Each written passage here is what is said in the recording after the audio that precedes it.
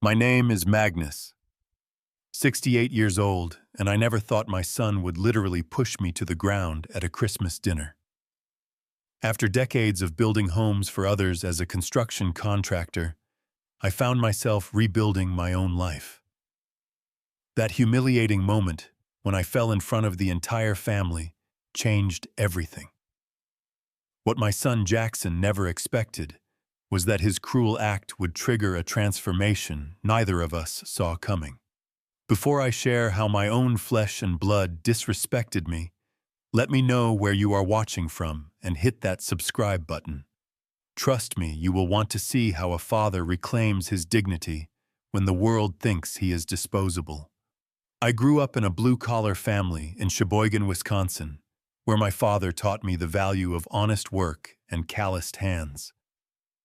Every morning he would wake up at 4:30 a.m., pour his black coffee into a thermos, and head to the shipyard without complaint. My mother stretched every dollar making miracle meals from whatever was in the pantry. They were not rich in money, but they were wealthy in principles. Following in my father's footsteps, I chose construction rather than college. There was something deeply satisfying about transforming raw materials into structures that would shelter families for generations. By 20, I had joined the local construction union and started building my reputation as someone who never cut corners. I met Elizabeth at 24 during a local summer festival. She was studying to become a teacher with bright blue eyes that crinkled when she laughed and brown hair that caught the sunlight. Our courtship was simple but meaningful. Picnics by Lake Michigan, walks through the autumn leaves, and honest conversations about the future we wanted to build together. We married a year later in a modest ceremony at her parents' church. Elizabeth understood that I would never be wealthy, but I promised her a life of stability and respect. We bought a small 3-bedroom house that needed work, which I gradually renovated during evenings and weekends, creating our perfect home room by room. Jackson came along 2 years into our marriage. The moment I held my son red-faced and screaming with healthy lungs, I made a silent promise to give him every opportunity I never had. Elizabeth was a natural mother, patient and loving, while I worked increasingly long hours to ensure we could provide for his future. Those early years with Jackson were precious. I would come home exhausted from framing houses in all weather conditions, but still found energy to play catch in the backyard or build elaborate forts from sofa cushions. On weekends, I would take him to construction sites, showing him how to hammer nails and teaching him the satisfaction of building something with his own hands. As Jackson grew, I noticed his sharp mind and way with words. Unlike me, he loved books and debate more than physical work. Elizabeth and I agreed that our son had potential beyond what our small town could offer. We started saving for college when he was still learning to read, putting away small amounts from each paycheck into a dedicated account. Jackson excelled in school, becoming valedictorian of his high school class. I still remember sitting in the audience during his graduation speech, my work boots freshly cleaned, but still bearing the scars of 15 years of labor, my calloused hands clapping until they were sore. Elizabeth cried tears of joy beside me. Our boy was going places. With scholarships and our modest savings, Jackson attended an impressive university out east. During those years, the distance between us grew in more ways than miles. His calls became less frequent, his visits shorter. When he spoke about his classes or new friends, I struggled to follow his references or understand his jokes. Still, I was proud, believing the gap between us was just the natural result of his education. After law school, Jackson joined a prestigious firm in Chicago. He met Stephanie during a corporate fundraiser. She came from old money with family connections that stretched back generations. Their wedding was at her family's country club, where I felt noticeably out of place among the designer suits and polished accents. Elizabeth squeezed my hand throughout the ceremony, a silent reminder that we belonged there as much as anyone. As years passed, Jackson and Stephanie moved to an exclusive North Shore neighborhood and had two children, Emma and Alexander. Elizabeth and I would visit every few months, bringing homemade gifts and eager for grandparent time. Gradually, these visits became strained. Stephanie would make subtle comments about our clothes, our car, even the presents we brought. Jackson would laugh along, sometimes adding his own jokes at our expense. Elizabeth was diagnosed with breast cancer when the grandchildren were still small. Throughout her 3-year battle, Jackson visited, rarely, always claiming work commitments. When she passed 5 years ago, he attended the funeral, but left immediately after for an important client meeting. I grieved alone in the house we had shared for 40 years, surrounded by memories, but little comfort. After Elizabeth died, the invitations to Jackson's home grew even more infrequent. I would call to arrange visits with the grandchildren, only to be told they were busy with tennis lessons, piano recitals, or play dates with the children of other successful couples. When I did visit, Jackson would take business calls during dinner, while Stephanie orchestrated every moment of the visit to minimize actual interaction. There were smaller humiliations that preceded the Christmas incident. Jackson once introduced me to his colleagues as someone who was good with tools, not as his father. Another time I overheard him telling Stephanie that they should limit the grandchildren's time with me so they would not pick up my working-class mannerisms.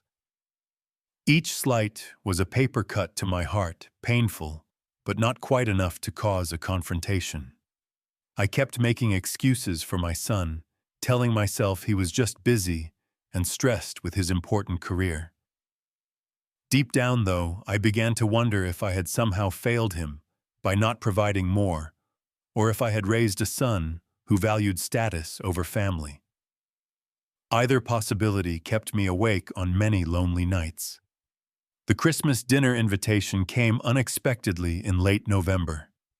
I had not been invited to their home for any holiday in the previous 2 years, instead receiving a generic gift basket with a pre-printed card. When Jackson called to extend the invitation, I nearly dropped the phone in surprise. "Dad, Stephanie and I thought it would be nice to have you join us for Christmas dinner this year," he said, his voice carrying that professionally polite tone he used with everyone these days. "The children have been asking about you." My heart leapt at his words. The grandchildren had been asking about me. Perhaps there was hope for reconnection after all. "That sounds wonderful, son," I replied, trying to contain my excitement. "What can I bring home?" "Just yourself," he answered quickly. "Stephanie has everything planned perfectly. Her parents will be there too, along with some colleagues from my firm and their families." After hanging up, I immediately started planning. Christmas was still 3 weeks away, but I wanted everything to be perfect. I drove to the mall the next day, determined to find thoughtful gifts for everyone despite my limited retirement income. For Emma, now 10, I found a handcrafted wooden jewelry box with a ballerina that spun when opened. I had noticed her growing interest in dance during my last visit. For 8-year-old Alexander, who loved adventure stories, I selected an illustrated collection of classic tales that reminded me of books I used to read to Jackson. For Stephanie, an elegant silk scarf in blues and greens that matched her eyes. And for Jackson, I spent nearly an entire day searching before finding a vintage fountain pen, similar to one his grandfather had used, hoping it might reconnect him to family traditions. I wrapped each present with care, using the nice paper Elizabeth had always saved for special occasions. The activity brought back memories of Christmas mornings when Jackson was small, his eyes wide with wonder as he tore through wrapping paper, his laughter filling our modest home with joy. In the days leading up to Christmas, I found myself filled with nervous anticipation. I got a haircut, bought a new sweater, and even practiced small talk topics that might interest Stephanie's parents. This dinner felt like an opportunity to reset our relationship, to find my place in Jackson's world again. Christmas Day arrived with a light snowfall that coated Chicago in pristine white. I loaded the gifts into my 10-year-old sedan and drove carefully to their North Shore mansion. The neighborhood itself was intimidating, with enormous homes set back from the street behind professional landscaping and security gates. Jackson and Stephanie's house was lit up with thousands of white lights, with matching wreaths on every window. Two towering Norwegian spruces flanked the entrance, decorated with what appeared to be antique ornaments. A valet took my keys with a slightly pitying look at my modest vehicle. Stephanie answered the door in a designer red dress, pearl earrings gleaming against her perfect blonde hair. "Magnus," she said, air-kissing near my cheek without making contact. "Do wipe your feet thoroughly. The rug is Persian." I carefully wiped my shoes and stepped into their marble-floored foyer, immediately feeling out of place despite my best clothes. The house smelled of expensive candles and pine with classical music playing softly through hidden speakers. "The children are in the game room with their cousins," Stephanie said, taking the presents from my arms and placing them under their 12-foot tree without comment. "Jackson is entertaining guests in the living room. You can head in there." Jackson stood by a grand fireplace, tumbler of scotch in hand, laughing with three men in similar expensive suits. When he spotted me, his smile faltered briefly before he composed himself. "Dad, you made it," he said, approaching to give me a brief, stiff hug. "Let me introduce you to some colleagues from the firm."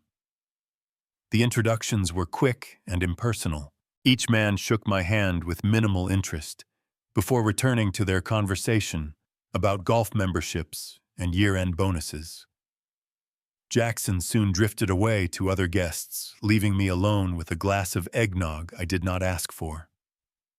I wandered toward the sound of children playing, hoping to see my grandchildren. Emma spotted me first, her expression momentarily blank before recognition dawned. "Grandpa Magnus?" she asked, as if confirming my identity. "Yes, sweetheart." I answered, my heart breaking a little at her uncertainty. "I brought you a Christmas present." "Mom says we open presents after dinner," she replied formally, then added in a quieter voice, "I learned a new ballet dance. Do you want to see it later?" Before I could answer, Alexander ran up. "Did you bring me something too?" Their innocent directness was refreshing after the adult posturing. I promised to watch Emma's dance and assured Alexander that he had a gift waiting as well. For a brief moment, I glimpsed the pure connection that had brought me here untainted by adult judgments. That moment ended when Stephanie's parents arrived. Walter and Diane Anderson made an imposing entrance, their designer clothes and confident bearing announcing their social status without words. Stephanie rushed to greet them, kissing each parent with genuine warmth she had never shown me. Walter Anderson was tall and silver-haired with the confident posture of someone who had never doubted his place in the world. Diane was elegantly preserved through what I assumed was extensive cosmetic work, her smile practiced but never reaching her eyes. Introductions were made during pre-dinner cocktails. Walter barely acknowledged my handshake, looking past me as if searching for more important people to greet. Diane gave me a quick once-over and asked, "And what did you do before retirement, Martin?" "Magnus," I corrected gently. "I was in construction, residential contractor for over 40 years. "How quaint," she replied before turning away. Throughout the next hour, I tried to engage in conversations, only to find them shifting away from topics I could contribute to. Walter made several comments about self-made men, while looking in my direction, each observation carrying a subtle barb about education and refinement. "You must be so proud of how Jackson has elevated himself," he said, during one interaction, swirling expensive bourbon in a crystal glass. "Not many men can rise so far beyond their beginnings." The comment stung, suggesting my life's work was something to escape rather than honor. Before I could respond, Stephanie announced dinner was ready, saving me from what would certainly have been an awkward reply. The dining room took my breath away. A massive table stretched beneath a crystal chandelier set with china silver and multiple wine glasses at each place. Elaborate centerpieces of white roses, holly, and silver ornaments ran down the middle, interspersed with tall candles in sterling holders. Guests began finding their assigned seats directed by small calligraphed cards. I searched for my name among the 20 or so settings moving slowly around the table.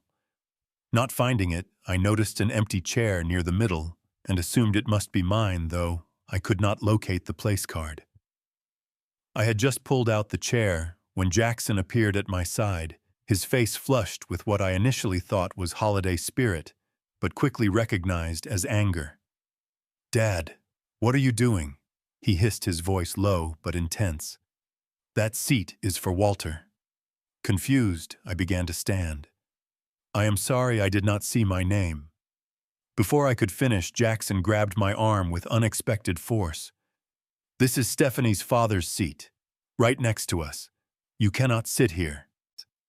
I tried to move away, gracefully aware that nearby conversations had stopped as people noticed the interaction. "Of course, son. Just point me to where I should—" Jackson cut me off with a sharp push that caught me off balance. "This seat belongs to my father-in-law, get out." His shove, fueled by embarrassment and annoyance, sent me stumbling backward. My legs hit another chair, and I fell hard to the floor. The dining room went silent.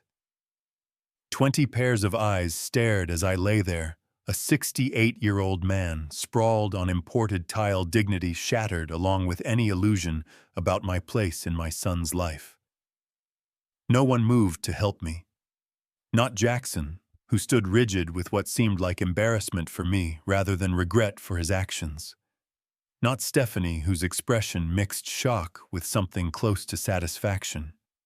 Not any of the well-dressed guests who looked away uncomfortably, as if witnessing something distasteful. Walter stepped forward, not to offer assistance, but to claim his rightful chair. "Perhaps you should check the seating arrangement more carefully," he said, his voice carrying in the silent room. With burning cheeks and aching knees, I pushed myself up from the floor. Emma's small voice came from somewhere behind me. "Daddy, why did you push Grandpa?" Jackson ignored her question, addressing the room with a forced laugh. "Dad always was a bit clumsy. Please, everyone, take your seats. The turkey is getting cold." Stephanie quietly directed me to a spot at the far end of the table, a chair that looked noticeably different from the others, slightly smaller and less ornate. It had been added as an afterthought, crowded between the wall and a server station. Conversation gradually resumed as servers brought out the first course.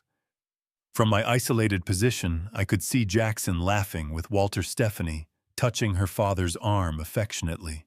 My son did not look in my direction once. "Is that her charity case, father-in-law?" I overheard one woman whisper to her husband, not quite quietly enough. "Construction worker or something. You can always tell," the man responded. "Jackson really did marry up, did not he?" Each bite of the gourmet meal turned to ash in my mouth. I sat through 5 elegant courses, mechanically lifting fork to mouth, while my mind replayed the moment of falling again and again. Not just the physical pain, but the shock of realizing my own son would rather humiliate me than mildly inconvenience his father-in-law. When dessert was served, an elaborate bûche de Noël that no one seemed particularly interested in eating, I finally caught Jackson's eye across the table. There was no remorse in his gaze, just impatience, as if my presence had become an unwanted complication in his perfectly orchestrated evening. In that moment, something broke inside me. Not my heart, which had been breaking slowly for years, but whatever remaining illusion I had about our relationship. My son no longer valued me as a father. Perhaps he never truly had.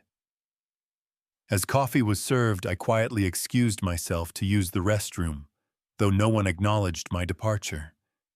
In the hallway, away from judging eyes, I leaned against the wall and took several deep breaths to compose myself. My knees throbbed from the fall, and when I rolled up my pant leg, I saw a bruise already forming on my right knee. At my age, it would take weeks to heal completely. The physical pain, however, was nothing compared to the emotional wound. I made my way to the bathroom, but passed by Jackson's home office, its door slightly ajar. Drawn by a need to reconnect with some version of my son that still respected me, I stepped inside. The room was immaculate, with leather-bound law books and modern art on the walls. On his desk sat a family photo of Jackson Stephanie and the children professionally taken on a beach at sunset. There were no pictures of me or of Elizabeth. Curious, I opened a desk drawer and found older photos pushed to the back. One showed Jackson on my shoulders at a county fair, both of us laughing. Another captured his high school graduation, Elizabeth and I flanking him with proud smiles. These memories had been hidden away, as if they were embarrassing relics of a past he wished to forget. The discovery sent me searching for a small photo album I had given Jackson several Christmases ago, filled with family pictures from his childhood. I found it on a bottom bookshelf behind financial magazines, dust on its cover suggesting it had never been opened. Inside was a note I had written, "Remember where you came from, son. We will always be proud of you. Love, Dad and Mom." As I replaced the album with trembling hands, voices drifted in from the hallway. Jackson and Stephanie were speaking to another couple just outside the office door. "Sorry about the awkward moment with your father," a man's voice said. "That was uncomfortable." I heard Jackson sigh. "That is just Dad. No social awareness. He worked with his hands his entire life, never quite grasped the finer points of etiquette." "Must be difficult having him around your father, Walter," the woman added. "The contrast is rather stark." Stephanie laughed softly.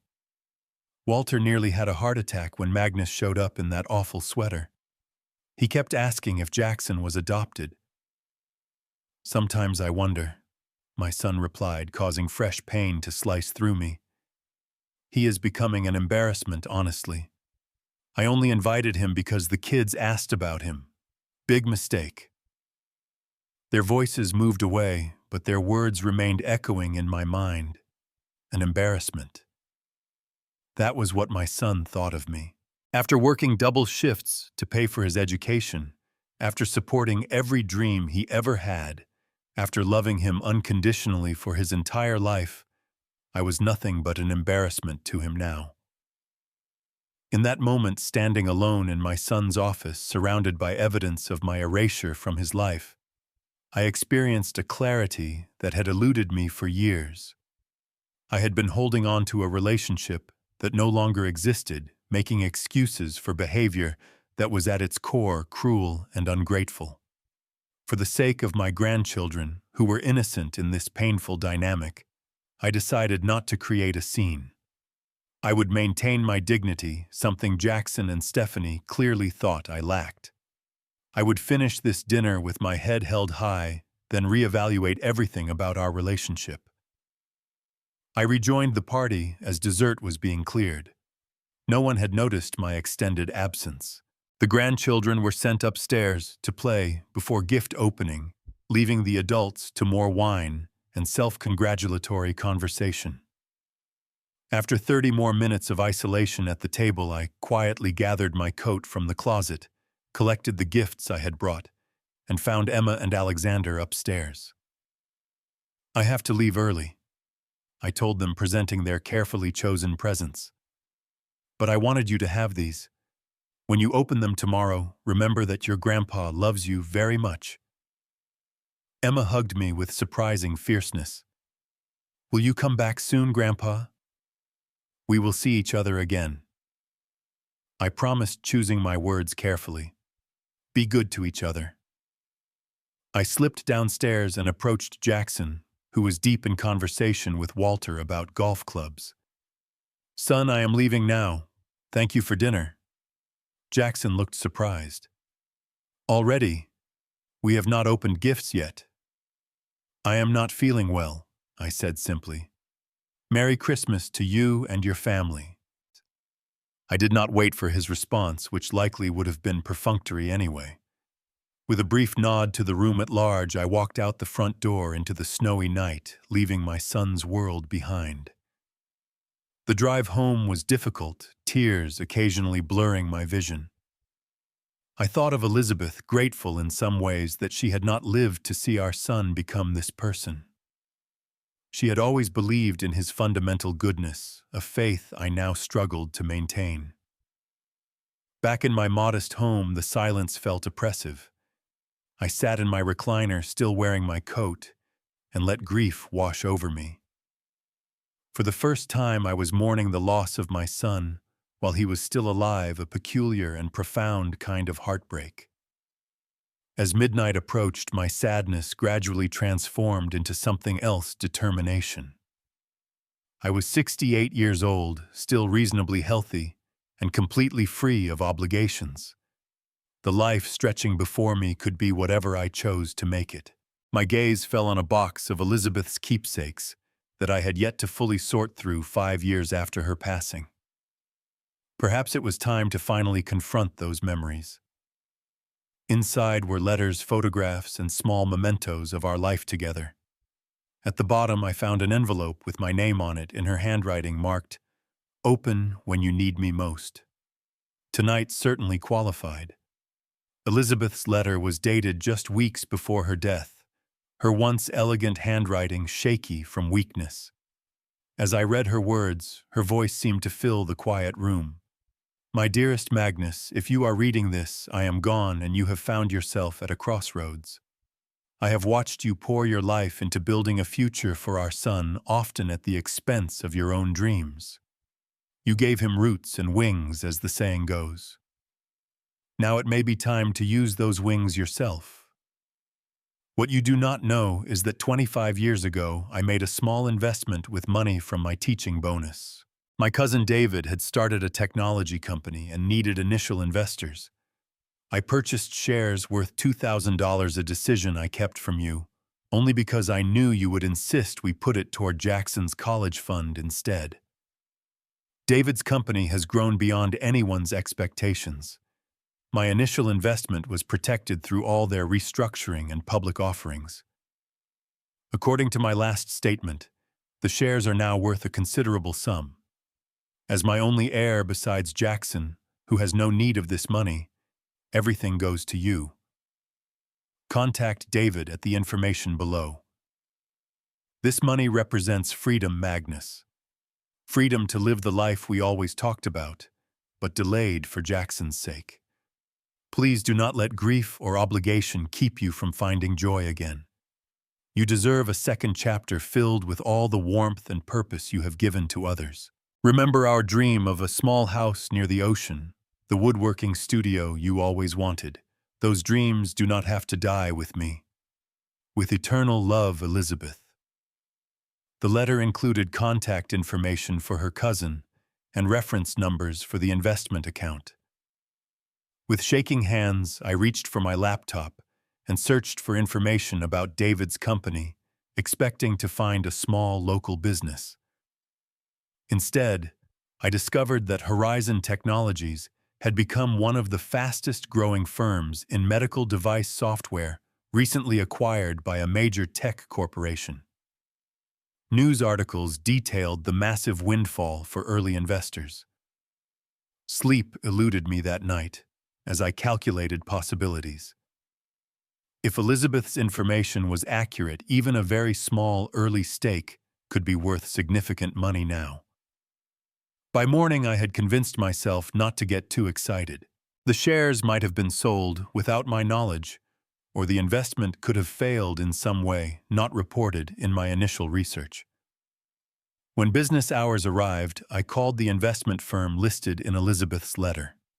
After verifying my identity and Elizabeth's account details, I was transferred to a senior financial advisor. "Mr. Thornton, I have been managing Mrs. Thornton's investment for the past decade," the advisor explained. "She left explicit instructions that the account should remain untouched until you contacted us. With dividends reinvested over the years and the recent acquisition, Your shares are currently valued at approximately $2.8 million. The room seemed to spin around me. The amount was beyond anything I had imagined. That cannot be right, I stammered. I assure you it is, sir. Elizabeth was one of the earliest investors in what became a very successful company. Would you like to schedule an appointment to discuss your options for managing these assets? We arranged a meeting for the following day. As I hung up, Elizabeth's final gift settled into reality. She had provided not just financial security, but the means for complete transformation. In her wisdom, she had created an escape hatch I never knew existed. My first instinct was to call Jackson to share this unexpected windfall, but the memory of his words stopped me cold. He is becoming an embarrassment. Would money change how he saw me? Would he suddenly find me less embarrassing if I had wealth? The thought left a bitter taste in my mouth. No, I decided. Jackson would not be told about this inheritance. Any reconciliation between us needed to be based on genuine respect, not financial interest. This money was Elizabeth's gift to me, not a tool to buy my son's approval. Over the next week, I met with financial advisors, a lawyer, and a real estate agent. With professional guidance, I developed a comprehensive plan for my new life. The first step was selling my current house, the home where Jackson had grown up. Though it held precious memories, it also anchored me to a past that needed release.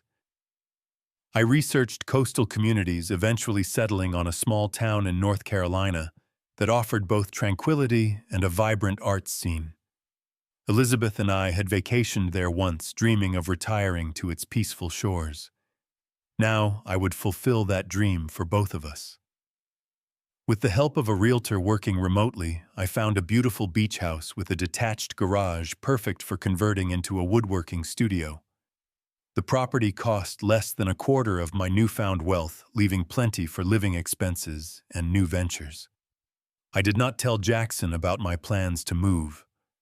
Our only communication since Christmas had been a brief text from him asking if I had gotten home safely, with no acknowledgement of what had transpired.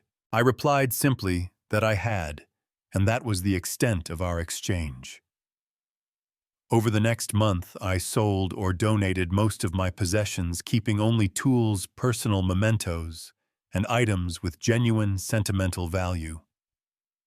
The process was liberating, each empty space in the house, representing a weight lifted from my shoulders.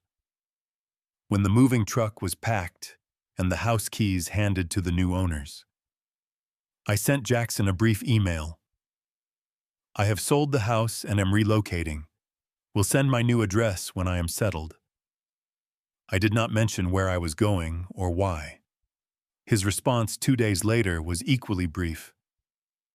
Okay, let us know where to send mail. My new life in North Carolina began with the spring. The beach house, with its weathered blue exterior and wide porch facing the Atlantic, felt like home from the moment I arrived. I spent the first weeks exploring the town, introducing myself to neighbors, and setting up my woodworking studio. Physically, I began a transformation as well. Regular walks on the beach built stamina I had lost in retirement. I consulted a nutritionist who helped redesign my diet and joined a local gym with a trainer experienced in working with seniors.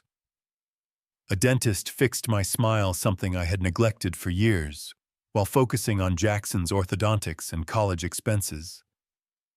I invested in a new wardrobe, not to impress others, but to honor this new chapter in my life.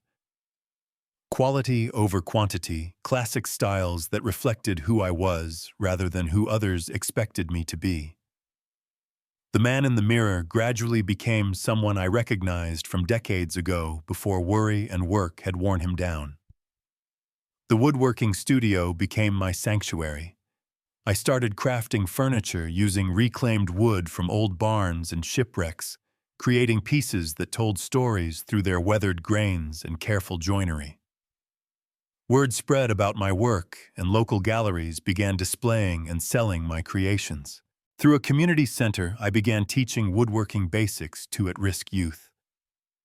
Many reminded me of myself at that age, uncertain of their futures and unaware of their potential. One student in particular, 16-year-old Tomas, showed exceptional talent and determination despite difficult family circumstances. "My dad left when I was 8, he confided one afternoon while sanding a bookshelf. "Sometimes I wonder if I did something to make him go." His vulnerability opened a door in my heart. "You did nothing wrong, Tomas. Some people cannot see the treasure right in front of them." We developed a mentor relationship that benefited us both. I taught him craftsmanship. He taught me about current music and technology. Together we built not just furniture, but a bridge between generations. When he mentioned dropping out of school to help support his mother and siblings, I created a paid apprenticeship position for him that worked around his school hours. 6 months passed without contact from Jackson. I sent birthday cards to the grandchildren with my phone number included, but received no calls. The silence was painful, but no longer devastating. My days were full, my work meaningful, and my new friendships genuine. For the first time in decades, I was living for myself rather than in service to others' expectations. Then, on a warm September afternoon, my phone rang with Jackson's number. "Dad." Jackson's voice sounded different, less confident than I remembered. "Where are you? I have been trying to find you." "Hello, son," I replied calmly, sitting on my porch overlooking the ocean.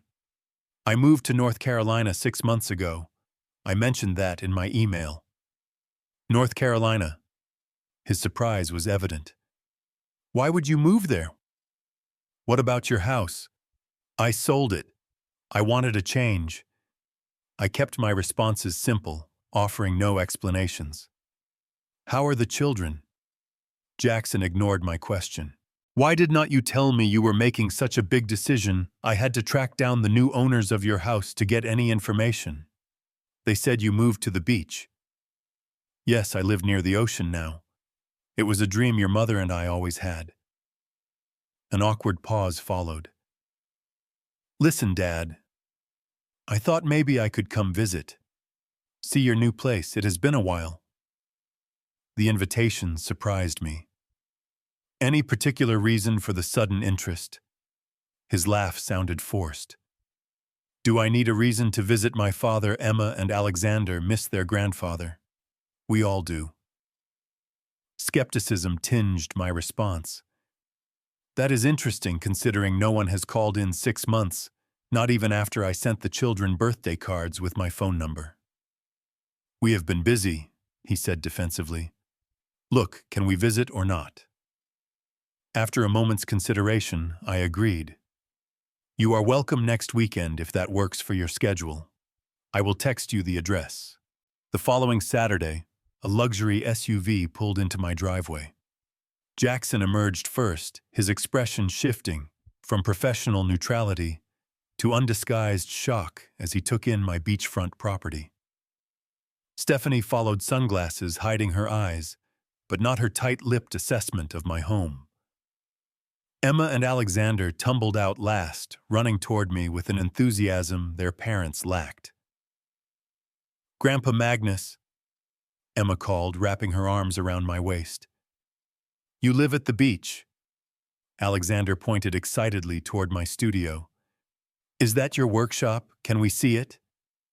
Their genuine delight warmed my heart. "Of course you can. I will give you both a tour." Jackson approached slowly, taking in my appearance with poorly concealed surprise. 6 months of regular exercise, proper nutrition, and genuine happiness had transformed me physically.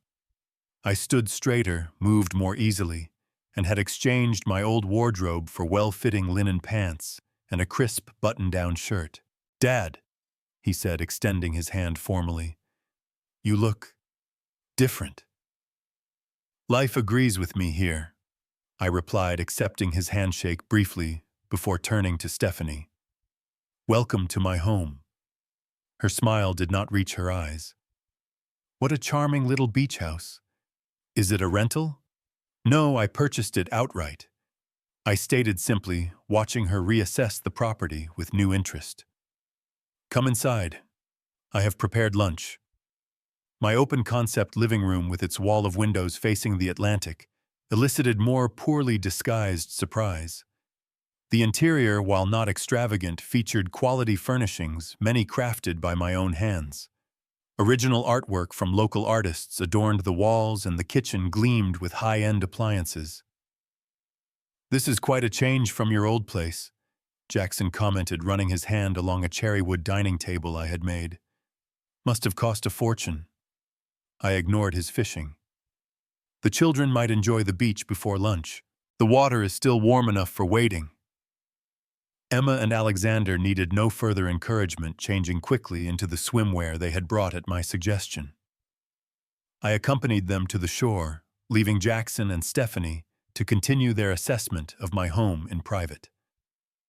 Later, over a lunch of fresh seafood and local vegetables served on my oceanfront deck, Jackson finally broached what I suspected was the real purpose of their visit. "So, Dad," he began after Stephanie had taken the children for a walk on the beach, "this is quite a lifestyle change. I cannot help wondering how you are affording all this on your pension." I sipped my iced tea, keeping my expression neutral. "I have made some good decisions." "Clearly," he pressed. "But this house in this location must have cost, what, $1 million at least. And I see you are driving a new car, too." "I have everything I need," I replied simply. "How is work going for you?" His facade cracked slightly. "Actually, that is part of why I wanted to talk to you. We have had some financial challenges recently." "Oh." I maintained an expression of mild interest. Jackson leaned forward, lowering his voice, though no one else was present. "I made some investments that did not pan out. The market turned unexpectedly, and we are facing a significant shortfall. The bank is threatening foreclosure on our house." "That sounds serious," I acknowledged. "What does your financial advisor suggest?" "That is not." He started, then changed course. "Dad, I would not ask if we were not in a desperate situation. We need about $300,000 to keep the house and maintain our standard of living until my next partnership bonus." $300,000, I repeated, letting the amount hang in the air between us. "I know it sounds like a lot," he continued quickly, "but looking at your situation here, you obviously have resources I was not aware of. It would just be a loan, of course. I would pay you back with interest." I gazed out at the ocean, gathering my thoughts. "Tell me something, Jackson. If I were still living in my old house on my construction pension, would you have visited me today?" His hesitation told me everything. "That is not the point." "It is exactly the point," I replied calmly. "You ignored my existence for 6 months. No calls, no responses to the cards I sent your children. Now that you see I have money, suddenly you want to reconnect." "That is not fair," he protested weakly. "What is not fair," I continued, "is pushing your father to the ground at Christmas dinner because he accidentally took your father-in-law's chair. What is not fair is calling me an embarrassment behind my back. What is not fair is erasing your mother and me from your life until you needed something." His face reddened. "You heard that at Christmas." "Every word," I confirmed, along with discovering you had hidden away all family photos that included me. "Tell me, Jackson, if our situations were reversed, would you loan me money?" Before he could answer, I continued. "The answer is no. I watched you become someone who values status and appearances over family and integrity. You abandoned the principles your mother and I raised you with, and worse, you taught your children to do the same. This woodworking business," he said suddenly, gesturing toward my studio visible through the windows. "It cannot possibly support all this. Where did the money really come from, Dad?" Did you get an inheritance you did not tell me about? The naked interest in his voice solidified my decision. My finances are not your concern. What matters is this: I will not be giving or lending you $300,000 or any other amount. What? His shock was genuine. But you clearly have it to spare. Look at this place. Look how you are living. The answer is no, Jackson, I stated firmly. Respect and love cannot be bought. They must be earned through consistent actions. You have shown me neither in years. His composure shattered. So that is it. Your own son needs help, and you refuse. What kind of father does that make you? The kind who finally understands that enabling bad behavior is not love, I answered quietly. The kind who values himself enough not to be used. This is ridiculous, he shouted, standing abruptly. You sit in your beach house playing with wood, while your grandchildren might lose their home all because of pride. His raised voice drew Stephanie and the children back from their walk. Emma's eyes widened at her father's angry tone while Alexander shrank behind his mother. What is going on? Stephanie demanded. My father, Jackson spat the word, refuses to help us with our financial situation. Apparently, he would rather see his grandchildren homeless than part with some of whatever windfall he is clearly sitting on. Stephanie's gaze darted around my home with new calculation. Magnus, surely you understand family helps family in times of need. Jackson has always spoken so highly of how you supported him. The blatant lie almost made me laugh. Instead, I addressed my grandchildren directly. Emma, Alexander, I want you both to know that no matter what happens, you will never be homeless. Your education will always be provided for, and you will always have a place with me if you need it. Turning back to Jackson and Stephanie, I continued. What I will not do is fund a lifestyle built on appearances and status. I will not bail out poor financial decisions so you can continue pretending to be something you are not. How dare you? Stephanie gasped. Jackson's face contorted with anger. You know nothing about my life or what I have accomplished. You are just a simple contractor who got lucky somehow. You have no idea the pressure, the expectations. You are right, I interrupted calmly. I was a simple contractor. I built things that last, worked honestly, and never pretended to be something I was not. I paid for your education by taking extra jobs and skipping vacations. Your mother and I gave you everything we could not, so you could look down on us later, but so you could have opportunities we never had.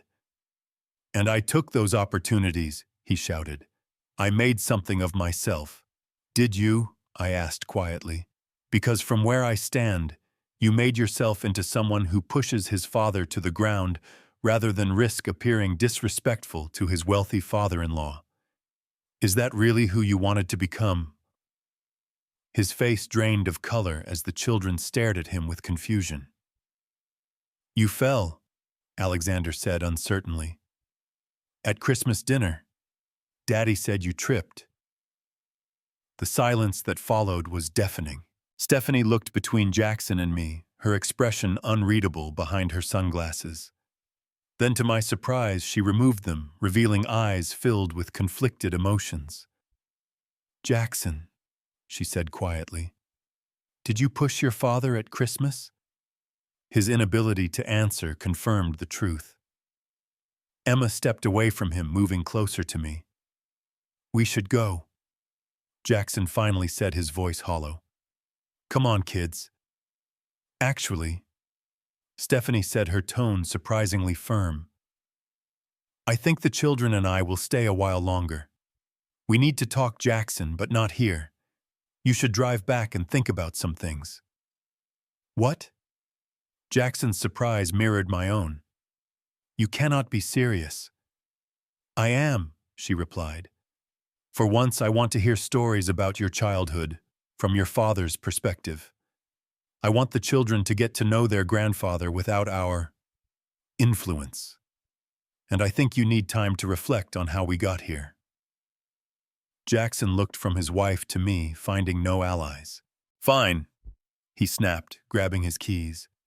"Call me when you want to be picked up." As his SUV roared out of the driveway, an uncomfortable silence settled over the deck. Then Stephanie did something unexpected. She began to cry. "I am sorry," she said through tears. "I never thought about how we treated you. It was easier to keep you at a distance than admit we were becoming people I am not sure I like." Her vulnerability cracked a door I had thought permanently closed.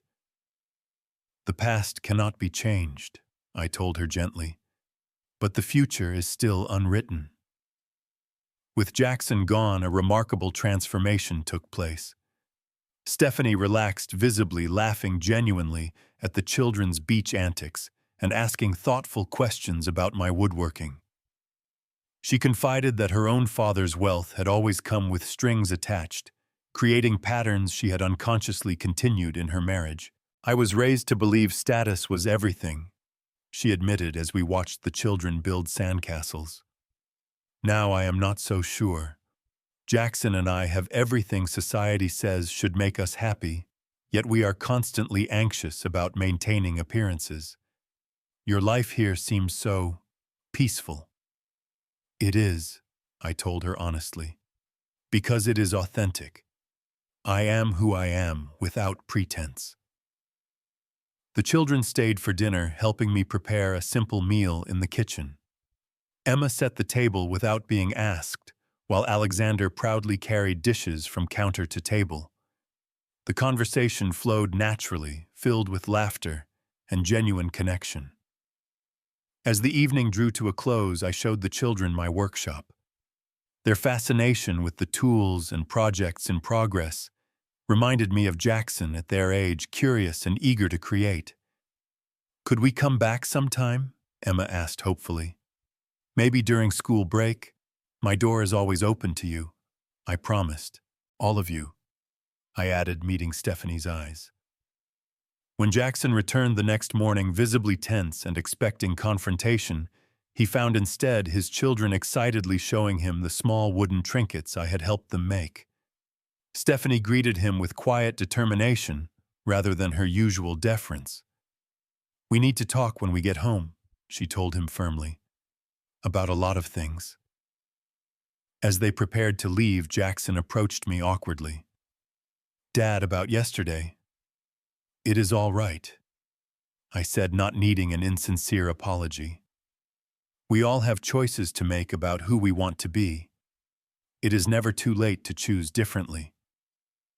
He nodded stiffly, unable to bridge the gap between us, but perhaps beginning to see its dimensions more clearly. As their car disappeared down the road, I felt a curious mixture of sadness and hope. The visit had not brought reconciliation, but it had cracked open a door that had seemed permanently sealed. Later that afternoon, I received a text from Stephanie. "Thank you for showing us another way to live. Things will be changing for us. The children already ask when they can see you again."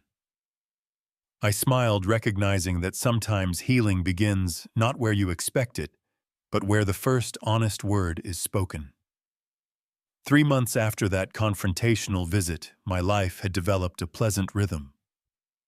My furniture pieces had gained a following among collectors who appreciated craftsmanship with a story. Tomas was thriving in his apprenticeship, his grades improving along with his confidence.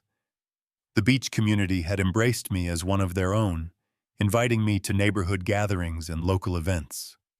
My relationship with Emma and Alexander had blossomed through weekly video calls. Stephanie facilitated these conversations, often participating herself with genuine interest in my work and life. Jackson remained mostly absent from these calls, though occasionally he would appear briefly in the background, his expression unreadable. Through these conversations, I learned that Stephanie had convinced Jackson to downsize from their mansion to a more modest home, eliminating their financial crisis without requiring a bailout. They had withdrawn the children from expensive private schools and enrolled them in well-regarded public options instead. These changes, while difficult for Jackson, seemed to be bringing the family a stability they had previously lacked. "The children are actually happier," Stephanie confided during one call when the kids had run off to finish homework. "They have friends who like them for themselves, not because of our address or country club membership. And honestly, so am I." I had just completed a community project with my woodworking students creating benches for a local park. The town council organized a small ceremony to install the benches and recognize the program's positive impact on local youth. As the mentor of the project, I was asked to say a few words. The ceremony took place on a perfect autumn afternoon. My students stood proudly beside their creations, Tomas among them, looking taller and more confident than the uncertain boy I had met months earlier. Community members gathered around, applauding each young craftsman as their contribution was acknowledged. When it came time for me to speak, I kept my remarks brief and directed toward the students rather than the audience. "True craftsmanship," I told them, "is about more than creating something beautiful or useful. It is about integrity in your work, patience with the process, and respect for the materials. These benches will serve this community for many years, but the skills and values you have developed will serve you for a lifetime." As applause followed my words, I noticed a familiar figure at the back of the crowd. Jackson stood alone watching the ceremony with an expression I could not quite interpret. Our eyes met briefly across the gathered townspeople, and he gave a small, uncertain nod. After the ceremony concluded and people began dispersing, he approached hesitantly. "That was a good speech, Dad." "Thank you," I replied, surprised by his presence. "I did not know you were coming today." He shifted uncomfortably. "Stephanie mentioned it during your last call with the kids. I decided to drive down to see what you have been doing here." An awkward silence stretched between us, filled with unspoken words and unresolved hurt. Finally, he gestured toward the newly installed benches. "You taught those kids how to make these?" "Yes," I said simply. "They did the real work, though. I just guided them." Jackson ran his hand along the smooth wood of the nearest bench, testing the joints with an unconscious echo of my own habitual inspection. "Good craftsmanship. Solid." "That is Tomas's bench," I told him, nodding toward a tall teenager gathering tools nearby. "He has remarkable talent." "You always did know how to bring out the best in people," Jackson said quietly. Then, meeting my eyes directly for the first time, he added, "Except me, maybe. Or rather, I did not let you." The unexpected vulnerability in his voice caught me off guard. "Would you like to take a walk?" I suggested, gesturing toward the beach path nearby. As we walked in silence along the shoreline, I sensed Jackson struggling to find words. Finally, he stopped facing the ocean rather than me. "I have been seeing a therapist," he said abruptly. "Stephanie insisted after we got home from visiting you. She said either we both get help or she would take the children and leave." "That must have been difficult to hear," I observed neutrally. He laughed without humor. "Not as difficult as hearing my 10-year-old daughter ask why I pushed my own father to the ground, or watching my son withdraw from me because he was afraid I might do the same to him someday." The pain in his voice was genuine. "Children see more than we realize," I said. "The therapist helped me see some things too," he continued. "About why I was so desperate for Walter's approval. About how I projected my own insecurities onto you. About how I came exactly the kind of person I always despised when I was younger." He turned to face me finally. "I treated you terribly. Not just at Christmas, but for years before that.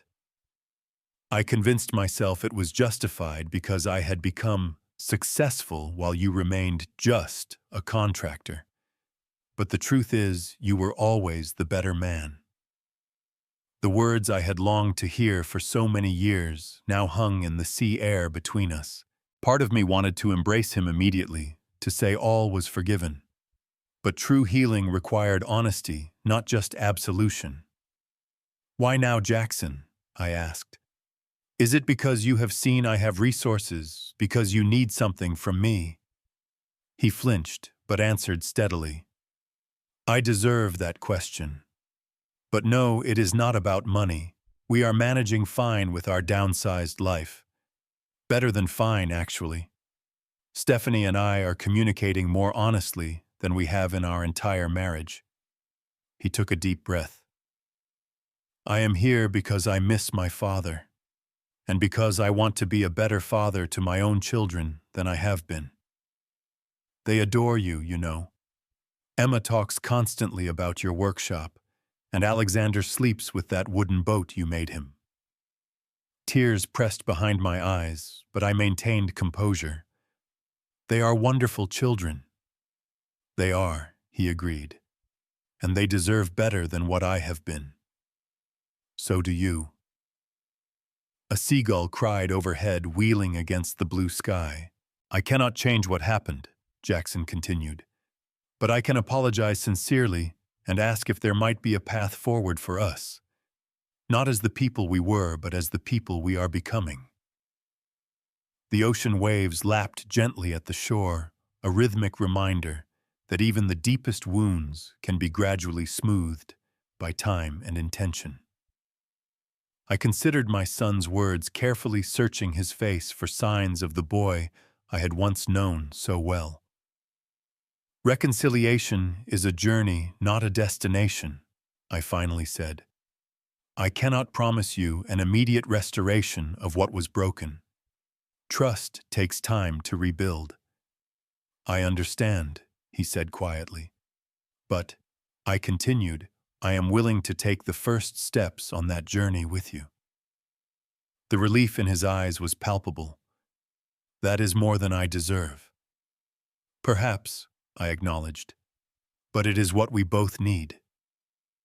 We continued walking along the shore, the conversation gradually turning to lighter topics. Jackson shared stories about the children's adjustment to their new schools, about Stephanie's decision to return to teaching art, about his own realization that working fewer hours had improved his health and relationships. As afternoon faded toward evening, I invited him to dinner at my home. Over a simple meal of grilled fish and vegetables, we began the delicate work of rediscovering each other. There were still awkward pauses and careful navigations around sensitive topics, but beneath the caution lay a tentative foundation for something new. Jackson stayed in a local hotel that night, returning the next morning to spend more time with me. I showed him my workshop, explaining the projects and techniques that brought me joy. He asked thoughtful questions and even tried his hand at sanding a small piece of walnut, his corporate lawyer hands feeling the grain of wood perhaps for the first time since childhood. "Mom would love seeing you like this," he said, as we worked side by side. "She always said you came alive when you were building something." The mention of Elizabeth brought a comfortable warmth rather than sharp pain. "She made this possible, you know," I told him, deciding it was time for honesty about my circumstances. "This house, this life." I explained about Elizabeth's letter and the investment that had transformed my financial situation. Jackson listened without interruption, his expression shifting from surprise to something like reverence.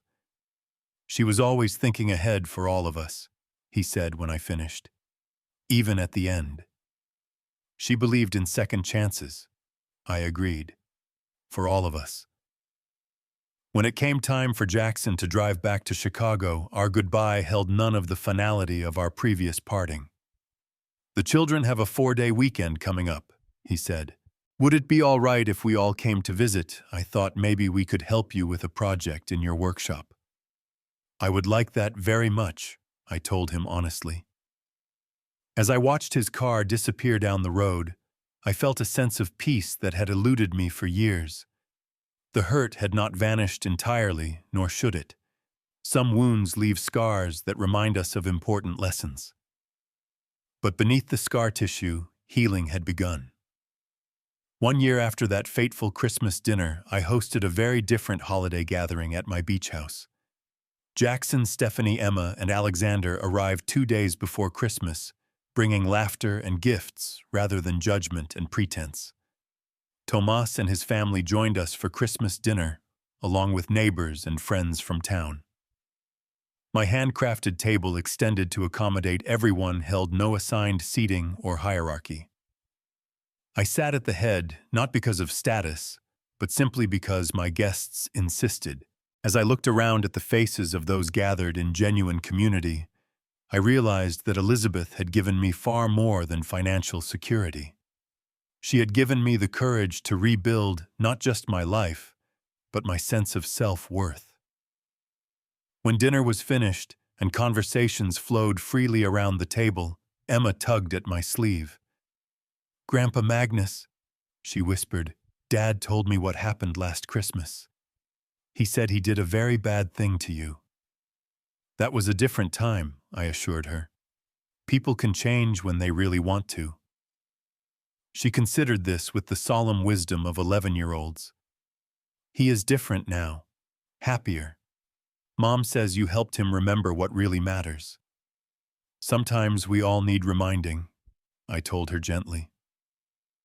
Later, as we gathered in the living room to exchange gifts, Jackson handed me a small, carefully wrapped package. "This is not much compared to what you have given us," he said, "but it comes from the heart." Inside was a framed photograph I had never seen before. It showed Elizabeth and me at Jackson's college graduation, our arms around each other, faces alight with pride as we stood beside our robed son. "I found this while we were packing to move," he explained. "It reminded me of who we were, who we can be again." The three of us preserved in that moment of pure joy before distance and pretense had come between us, before healing had become necessary, but also before the hard-won wisdom that now allowed us to rebuild with stronger foundations. "The best gift," I told my son, embracing him fully for the first time in years, "is right here in this room. Family not by obligation, but by choice. Respect earned rather than demanded. Love given freely rather than withheld conditionally." Christmas lights twinkled on the tree, reflecting in the windows that faced the dark winter ocean beyond. Outside, waves continued their eternal rhythm of retreat and return, a reminder that even when things seem lost to time, the tide can bring them back, transformed but recognizable, broken but beautiful. Have you ever experienced a moment when someone you loved disappointed you deeply? How did you find the strength to stand up for your dignity while keeping your heart open to reconciliation? I would love to hear your stories in the comments below. And if this journey from humiliation to healing touched something in your own life, please hit that like button and subscribe to hear more stories of resilience and second chances. Remember, it is never too late to rewrite your life story. Thank you for listening to mine, and may you find the courage to honor your own worth in every relationship.